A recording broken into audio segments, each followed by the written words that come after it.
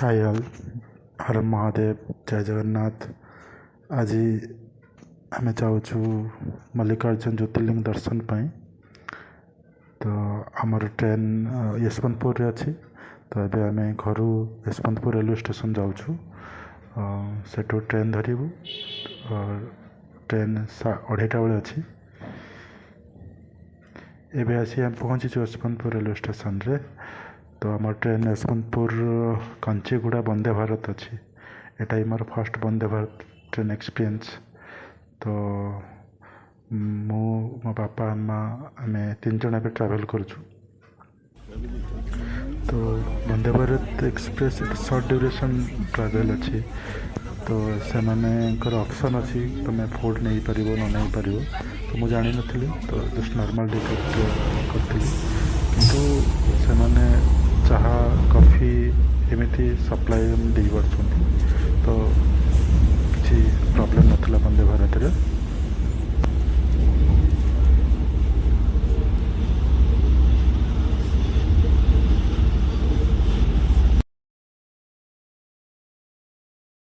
एबे आसी हम पहुँचीचु कर्नूल सिटी बस स्टॉप रे। तो ये आसी आम पचारू कि श्रीशैलम बस 10:30, 11:30, 12:30 अच्छी। तो आम समय था।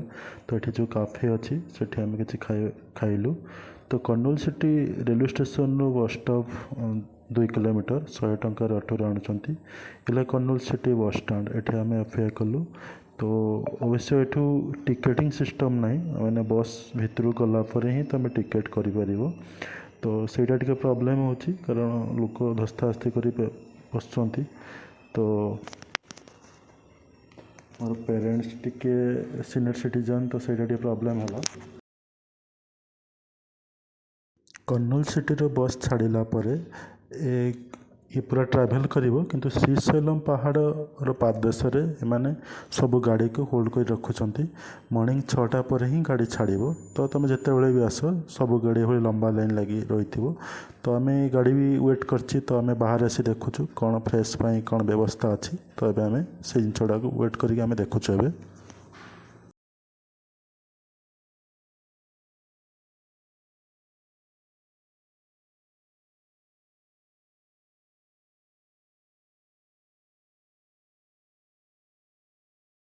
एठी बाहर जोटी गाड़ी रखी से रखा पाखे यात्री मानकर किसी असुविधा न हो मैंने डॉर्मेंट्री भी रखी जो तुम घंटिका हिसाब से रेस्ट भी नहीं पार।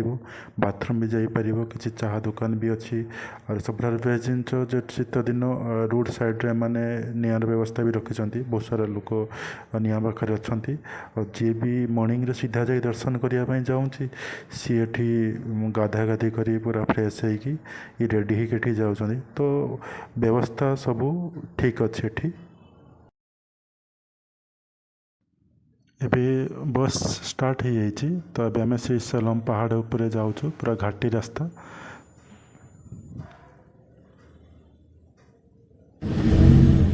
तो कम से कम 1 आवर ट्रावेल मोर जो होल्डिंग पॉइंट रू बस स्टैंड पर्यंत। यहाँ हूँ श्रीशैलम बस स्टैंड। एबे आम ऑलरेडी श्रीशैलम बस स्टैंड रे पहुँच जाइछु।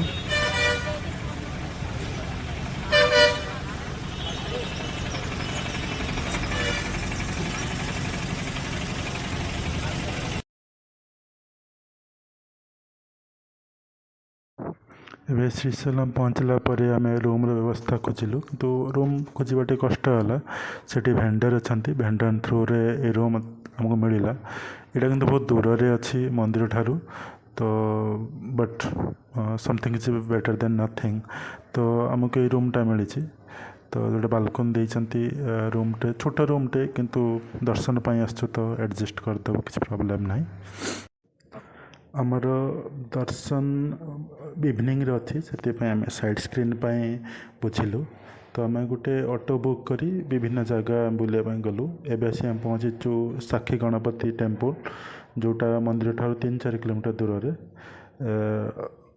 श्रीशैलम रे कौन अन्य कौन जिनस आम देखिपर अन्य गोटे वीडियो कर अपलोड कर मे बी यहाँ देखिपारे। तो आमर गणपति टेम्पल पर आम महादेव मंदिर गलु।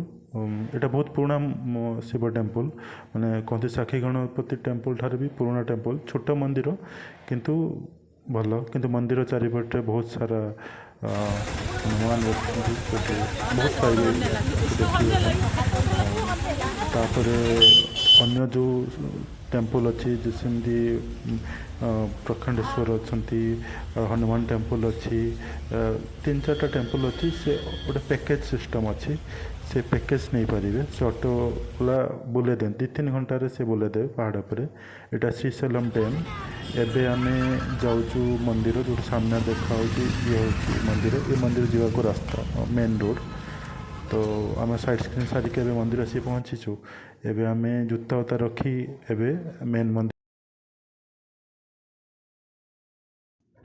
ଏବେ ଆମେ ମନ୍ଦିର ଦର୍ଶନ କରିକି ଆସିଲୁ ଆମର ଇଭିନିଂ ଦର୍ଶନ ଟାଇମିଂ ଥିଲା ତ ସେଠି ବିଭିନ୍ନ ପ୍ରକାର ଟିକେଟିଂ ସିଷ୍ଟମ୍ ଅଛି ଶୀଘ୍ରମ୍ ଅତି ଶୀଘ୍ରମ୍ ସ୍ପର୍ଶ ଦର୍ଶନମ୍ ତ ଆମର ଅତି ଶୀଘ୍ରମ୍ ଦର୍ଶନମ୍ ଟିକେଟ୍ ଥିଲା ଯେଉଁଟା 150 ଟଙ୍କା ଲେଖାଏଁ ପର୍ ହେଡ଼୍ ଆସୁଛି ତ ଆମର ପାଖାପାଖି 2 ଘଣ୍ଟା ଭିତରେ ମହାଦେବଙ୍କ ଦର୍ଶନ ହେଇଥିଲା ତ ମହାଦେବଙ୍କ ଦର୍ଶନ ପରେ ଆମେ ଶକ୍ତିପୀଠ ଦର୍ଶନ କଲୁ କାରଣ ମନ୍ଦିର ଭିତରେ 3-4ଟା ଦେବଦେବୀଙ୍କର ଅଛି ଯେଉଁଟା ମହାଦେବ ଶକ୍ତିପୀଠ ମା ପାର୍ବତୀ ଗଣପତି ଆଣ୍ଡ ମୁରୁଗନଙ୍କ ଅଛି ତ ଆମର ସବୁ ଦର୍ଶନ କଲୁ ଟିକେ ଟାଇମିଂ କନଜ୍ୟୁମିଂ ଶକ୍ତିପୀଠ ମନ୍ଦିର ଭିତରେ ଲାଗିଲା ତାପରେ ବାହାରେ ଆସି ଆମେ ୱେଟ୍ କଲୁ କି ଟିକେ ସନ୍ଧ୍ୟା ଦର୍ଶନ ପାଇଁ ତ ଆମେ ବେଳୁଳି ହିଁ ପୁରା ମନ୍ଦିର ଭିତରେ ହିଁ ବସିଥିଲୁ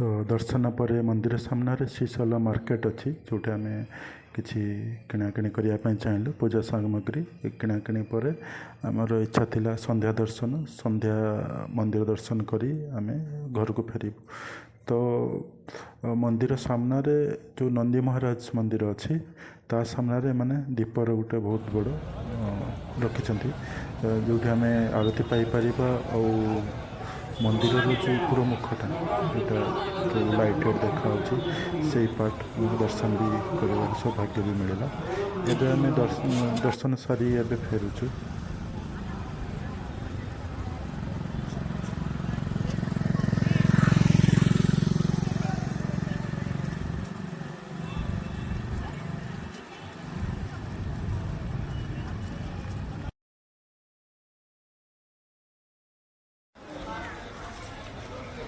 ଏବେ ଆମେ ଦର୍ଶନ ସାରି ରାତିରେ ରହିଲୁ ତାପରଦିନ ସକାଳୁ ଆମେ ଏବେ ଶ୍ରୀଶୈଲମ୍ ବସ୍ଷ୍ଟାଣ୍ଡ ଯାଉଛୁ ସେଠୁ ଆମର ବସ୍ ଠିକ୍ ସମାନ କର୍ଣ୍ଣୁଲ ସିଟିକୁ ଅଛି କର୍ଣ୍ଣୁଲ ସିଟିରୁ ଆମର ଟ୍ରେନ୍ ଅଛି ତ ଟ୍ରେନ୍ ଯଦି କନଫର୍ମ ନ ହୁଏ ପୁଣି କର୍ଣ୍ଣୁଲ ସିଟିରୁ ବେଙ୍ଗଲୋର ଡାଇରେକ୍ଟ ବସ୍ ନେବୁ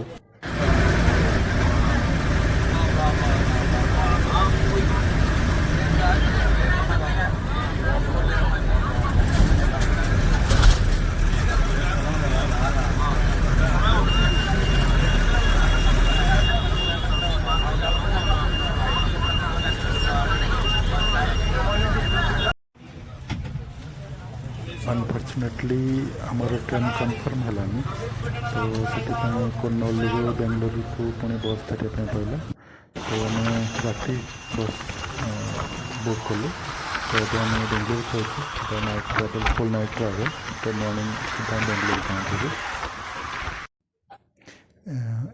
ମୋର ଏଠୁ ଦର୍ଶନ ଶେଷ ହେଲା ତ ମୋର ପ୍ୟାରେଣ୍ଟସ୍ମାନଙ୍କ ସହିତ ଦର୍ଶନ ବହୁତ ଭଲ ଗଲା ଯାତ୍ରା ବି ବହୁତ ଭଲ ହେଲା କିଛି ଅସୁବିଧା ହେଇନାହିଁ ମନ୍ଦିର ବହୁତ ବଡ଼ ଆଉ କେହି ଯଦି ଓଡ଼ିଶାରୁ ଆସୁଛ କି ମହାଦେବ ଭକ୍ତ ଅଛ ତ ନିଶ୍ଚୟ ଥରେ ଦର୍ଶନ କରିବା ଉଚିତ କାରଣ ଇଏ ବହୁତ ରେୟାର ମନ୍ଦିର କୁହାଯାଏ ଦକ୍ଷିଣର ଇଏ କୈଳାସ ଆଉ ଗୋଟିଏ ମନ୍ଦିର ଯେଉଁଠି ମହାଦେବ ଆଉ ଶକ୍ତିପୀଠ ସାଥିରେ ଅଛନ୍ତି ତ ଆଶା କରୁଛି ସମସ୍ତଙ୍କର ଡୋରି ଦିନେ ଦିନେ ଏଠି ଲାଗିବ ତ ହର ହର ମହାଦେବ ଜୟ ଜଗନ୍ନାଥ।